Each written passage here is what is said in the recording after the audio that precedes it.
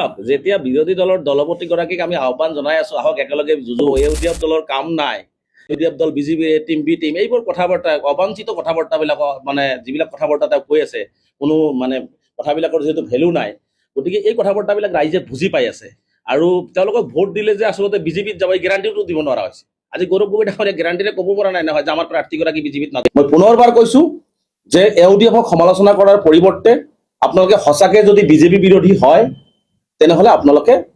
ইউডিএফক এইবাৰ সমৰ্থন কৰক কিন্তু ইউডিএফৰ হাইকমাণ্ড হ'বৰ কাৰণে আপোনালোকে চেষ্টা নকৰিব দুদিনৰ পৰা দেখি আছো যে ইউডিএফৰ হাইকমাণ্ড হ'বৰ কাৰণে কংগ্ৰেছে চেষ্টা কৰি আছে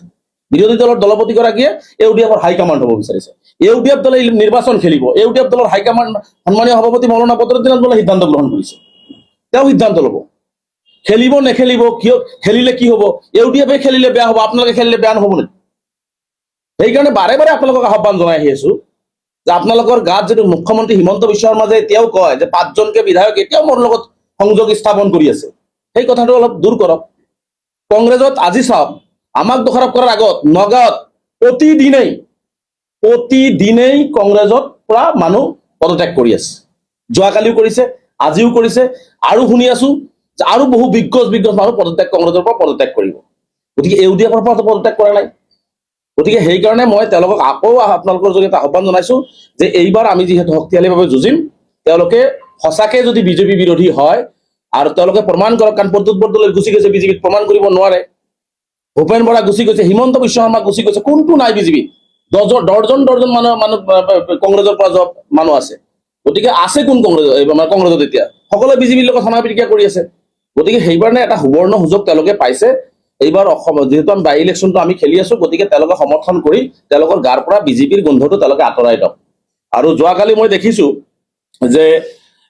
আমাৰ বিৰোধী দলৰ দলপতিগৰাকী এটা কথা স্পষ্ট কৰিছে কৈছে যে ৰেজাউল কৰিম চৰকাৰ বিজেপিৰ লগত সম্পৰ্ক মানে মুখ্যমন্ত্ৰীৰ লগত ঘনিষ্ঠ সম্পৰ্ক আছে মই যদি মুখ্যমন্ত্ৰীৰ লগত ঘনিষ্ঠ সম্পৰ্ক থাকিলেহেঁতেন মই বিজেপি কৰিলোহেঁতেন বা এজিপি কৰিলোহেঁতেন মই ইউডিএফ কৰি আছো কংগ্ৰেছৰ মানুহৰ লগত বিজেপিৰ সম্পৰ্ক আছে কাৰণেতো কংগ্ৰেছৰ পৰা বিজেপিত যায় ইউডিএফৰ পৰা বিজেপিত নাযায় নহয় বিজেপিত নাযায় আজি বিৰোধী দলৰ দলপতিগৰাকীয়ে গ্যাৰাণ্টি দিব পাৰিব নেকি মই তেওঁক মুকলি প্ৰত্যাহ্বান জনাইছো যে নগাঁৱত যিজন প্ৰাৰ্থী দিব কাইলৈ বিজেপিত যোগদান নকৰিব আৰু যদি যোগদান কৰে বিৰোধী দলৰ দলপতি আৰু দক্ষিণ চালাম মানকা বীৰ সিং জৰুৱাৰ বিধায়ক পদ মই এৰি দিম তেওঁ ক'ব পাৰিব নেকি গৌৰৱ গগৈ ডাঙৰীয়াই ক'ব পাৰিব মই সাংসদ পদ আৰু এপিচিচিৰ সভাপতি মই এৰি দিম গ্যাৰাণ্টি দিব নোৱাৰে কিন্তু আমি গ্যাৰাণ্টি দিব পাৰো আমাৰ যি বিজেপি বিৰোধী স্থিতি আগতেও আছিল এতিয়াও আছে আৰু ভৱিষ্যতেও থাকিব এই সাম্প্ৰদায়িক বিজেপিক প্ৰতিহত কৰাৰ কাৰণে ইউডিএফে সৰ্বোচ্চভাৱে যিমান যুঁজিব লাগে যুঁজি থাকিব কিন্তু তেওঁলোকে গ্যাৰাণ্টি দিব নোৱাৰে সেইকাৰণে ইউডিএফৰ হাইকমাণ্ড হোৱাৰ পৰিৱৰ্তে অলপ সহনশীল হওক অলপ দিয়াৰ প্ৰৱণতাটো সৃষ্টি কৰক বিজেপিক প্ৰতিহত কৰাৰ কাৰণে ইউডিএফক সমৰ্থন কৰক কাৰণ বিজেপিয়ে যেতিয়া